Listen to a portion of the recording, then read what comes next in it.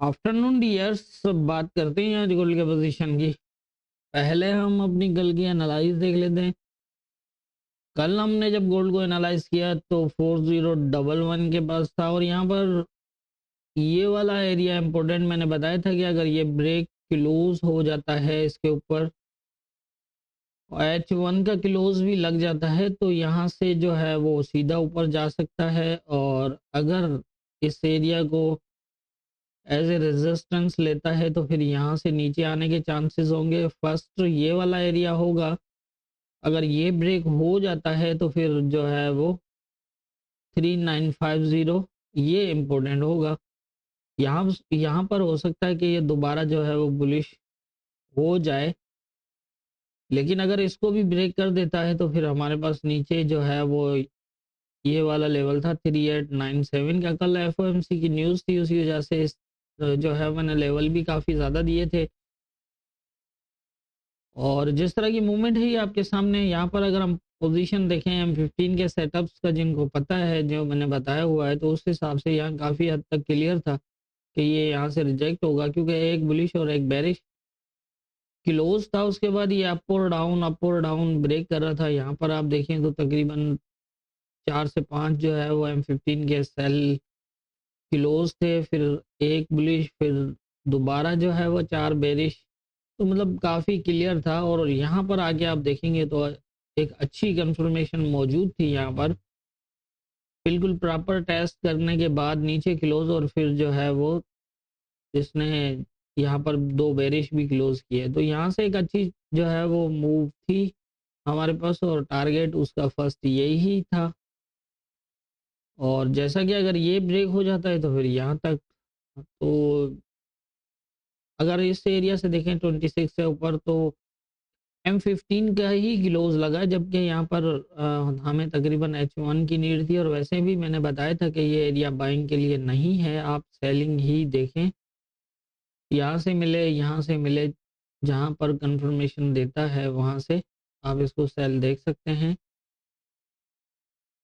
और नीचे की अगर हम बात करें तो ये वाले एरियाज काफ़ी इंपॉर्टेंट थे, ये और ये स्पेशली 3950 काफ़ी इंपॉर्टेंट था, लेकिन ये इस पे स्टे करने की कोशिश तो की है इसने, ब्रेक किया है शैडो ब्रेक M15 में, फिर 2 बुलिश क्लोज भी दिए, लेकिन नीचे फिर दोबारा आ गया। तो ये थी हमारी कल की एनालिसिस और मार्केट की मूवमेंट। अब देख लेते हैं आज के इंपॉर्टेंट एरियाज क्या होंगे।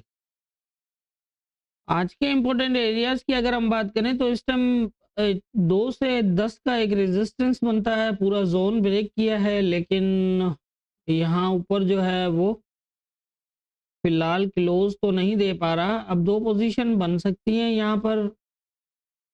जोन तो ब्रेक हो चुका है, लेकिन अगर ये इसके ऊपर क्लोज नहीं कर पाया तो फिर जो है वो नीचे भी आ सकता है। अगर इससे नीचे M15 का क्लोज लग जाए और इसके नीचे ये स्टे करे तो फिर नीचे आ सकता है।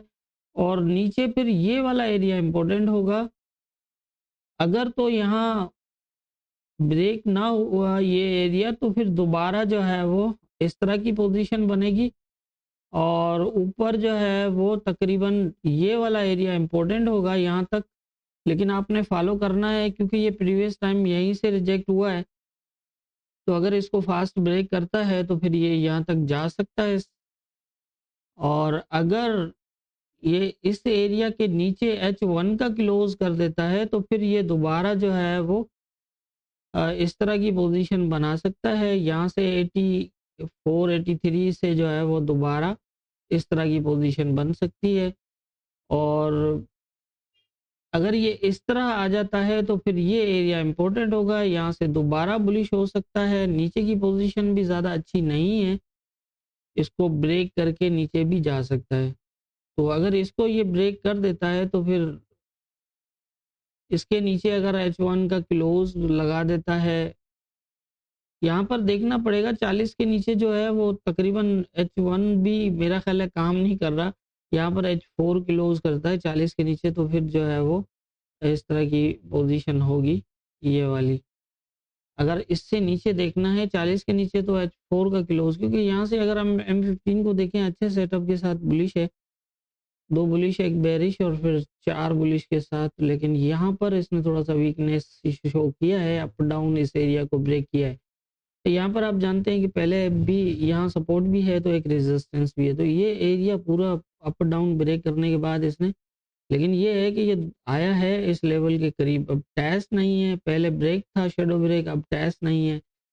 तो इस तरह की पोजीशन बन सकती है यहाँ पर, लेकिन अगर ऊपर की तरफ अगर ये H1 का क्लोज कर देता है यहाँ पर, तो फिर जो है वो वेट करिएगा, पॉसिबल तो यही होगा कि हो सकता है कि ये इस तरह नीचे आ जाए और फिर इस तरह की पोजीशन बनाए।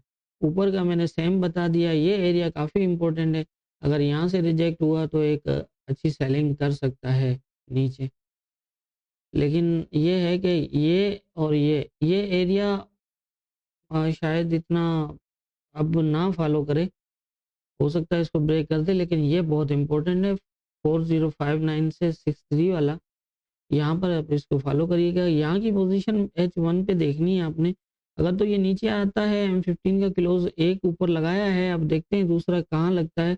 अगर दूसरा इस जोन के नीचे लगता है तो मतलब ये वीकनेस शो कर रहा है और ये फिर इसके नीचे स्टे करता करता यहाँ तक आ जाएगा, और अगर यहाँ स्टे करता है इस वाले एरिया पे 77 से 70 का, तो फिर यहाँ से दोबारा जो है वो बुलिश और 30 वाला एरिया और इस तरह से। लेकिन अगर ऊपर की तरफ H1 का क्लोज लगाता है और नीचे आ जाता है तो फिर इस तरह की पोजीशन देखनी है। लेकिन अगर ये एरिया ब्रेक हो जाता है, इसके नीचे डे का सॉरी H1 का क्लोज लग जाता है, तो फिर इस तरह की पोजीशन बनेगी।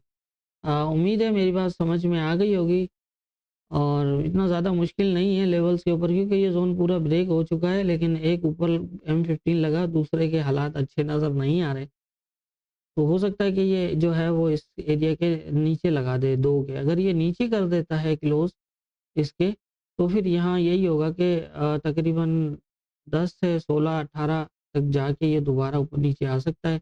लेकिन अगर H1 का क्लोज़ इसके ऊपर जब तक नहीं लगाता, तो फिर अगर ये ऊपर जाके 16-18 से और दोबारा रिजेक्ट हो जाता है, तो फिर ये नीचे भी जा सकता है। लेकिन अगर H1 का क्लोज़ लगाता है, तो फिर यहाँ से दोबारा बुलिश होने के चांसेस होंगे, 10 से ऊपर H1 का क्लोज़ करता है। जिस तरह यहाँ पर था कल, उसी तरह से यहाँ भी यही चीज़ देखनी है। लेकिन अगर H1 का क्लोज़ यहाँ नीचे लगा देता है, फ़ास्ट भी आ सकता है क्योंकि ये एरिया अप डाउन ब्रेक है, यहाँ से सीधा फ़ास्ट भी आ सकता है। तो अगर फ़ास्ट आता है और यहाँ स्टे करता है, तो फिर मज़ीद जो है वो देख सकते हैं। यहाँ इस एरिया में बेयरिश सेल देखने के लिए इसके नीचे H1 H4 का क्लोज़ चाहिए तकरीबन 40 के नीचे। तो फिर एक अच्छी पोज़ीशन यहाँ से मज़ीद सेलिंग की होगी जो नीचे तक भी जा सकती है, क्योंकि कल भी इसने इस वाले एरिया को तकरीबन ब्रेक किया है, 20 को भी ब्रेक रखा है, ये भी ब्रेक है, ये भी सारा ब्रेक है। तो अगर प्रीवियस टाइम में देखें तो ये भी ब्रेक है, तो हो सकता है कि ये यहाँ से यहाँ तक भी आ जाए। तो मेरे ख्याल से जितनी मेरी समझ है उसके हिसाब से मुझे गोल्ड में यही लग रहा है, बाकी होना क्या है ये तो ऊपर वाला बेहतर जानता है, दुआ में याद रखिएगा।